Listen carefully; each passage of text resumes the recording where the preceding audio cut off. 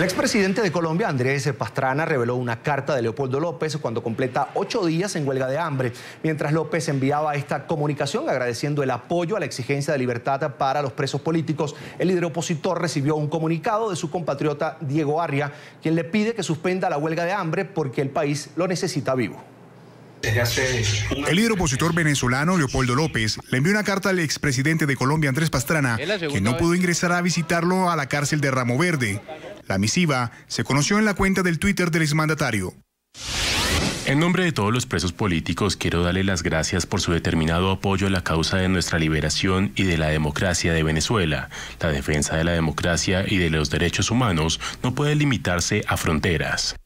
Leopoldo López, quien completa 8 días en huelga de hambre y quien se ha manifestado a través de cartas, también recibió un mensaje del líder opositor y exdiplomático venezolano Diego Arria, quien le pide suspenda su huelga de hambre.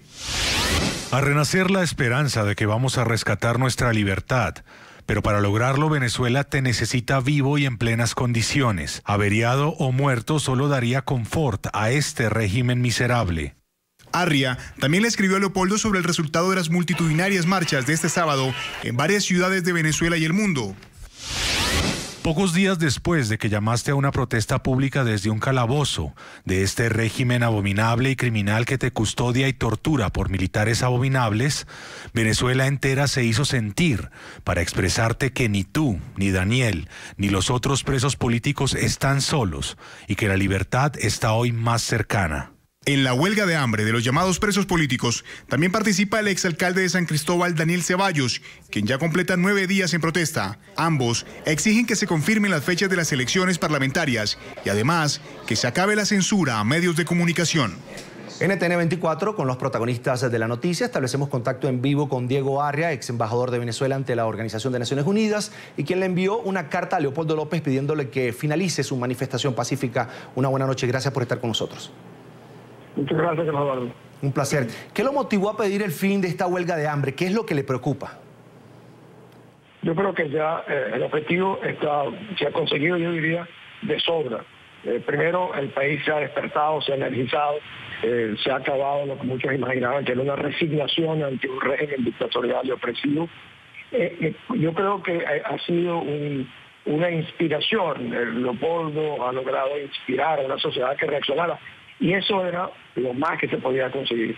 El resto ya vendrá en otras oportunidades, que yo creo que esto inicia un proceso que va a desatar lo que serían las consecuencias de estas protestas que se efectuaron ayer. Precisamente quería preguntarle... No puede seguir el ejemplo de Franklin Brito, que este régimen miserable dejó morir, lo secuestraron en un hospital militar y allí lo dejaron morir.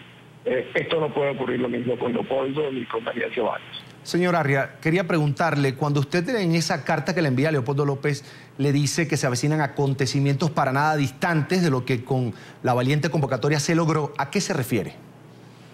Yo no puedo imaginarme que esto no haya generado una inquietud colectiva, no solo en la sociedad, sino en el propio régimen y dentro del propio régimen a las Fuerzas Armadas, porque hay algo que hoy está ocurriendo que se suma a estos eventos de ayer, que es las acusaciones formales de medios de la mayor importancia en el mundo, donde aseguran que Venezuela se ha convertido en un narcoestado y que es el centro de la exportación de cocaína y que nada menos que el presidente de la Asamblea Legislativa venezolana es el capo fundamental.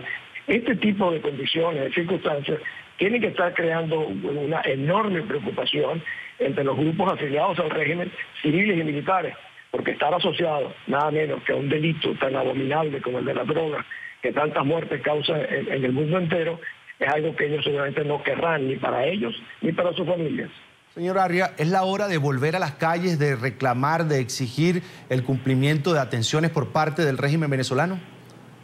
Yo creo que esto va a generar, debo imaginarme, una serie de nuevas modalidades de protesta. No puede ser siempre el mismo tipo. La gente trabaja, tiene otro tipo de ocupaciones, pero yo sí creo que esto yo creo que ha habido un despertar de que el país sí puede ser rescatado y que la única manera que puede ser rescatado es que la gente se manifieste públicamente y crecientemente para que no solamente los venezolanos se den cuenta, sino que el mundo también se entere que estamos una minoría que controla el poder en Venezuela bajo un sistema dictatorial.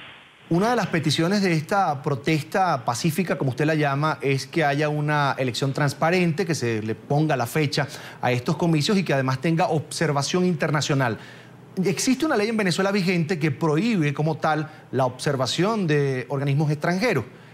¿Cree que con esta movilización que se dio y con esta jornada de protesta de la oposición pueda lograrse que por lo menos organizaciones no vinculadas al chavismo puedan mirar esas elecciones que se darían a finales de este año?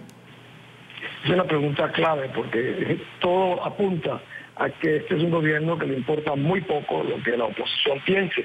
En la medida en que la oposición no se manifieste, como ha comenzado ayer, esto puede cambiar el rumbo de los acontecimientos.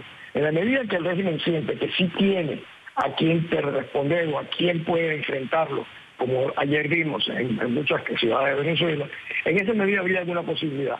Y en la medida también que la oposición oficial entienda que a pesar de sus aspiraciones para llegar a espacios de poder como son en la Asamblea Legislativa, es fundamental sumarse realmente a apuntalar la voluntad popular que comience a expresarse de una manera colectiva, de que si no hay transparencia, que si no hay reglas en el proceso electoral, evidentemente estamos llevando a un proceso que pueda tener pésimas consecuencias para los venezolanos. Es decir, doctor Arria, hay que pensar bien el tema de las elecciones parlamentarias porque sigue siendo el mismo Consejo Nacional Electoral cuestionado por la oposición. Y yo lo llamo el Ministerio de Elecciones, sigue siendo el Ministerio de Elecciones del régimen, o aún peor, que se niega a atender las más mínimas consideraciones. Bueno, ni siquiera acaban de avisar en qué fecha van a ser las elecciones.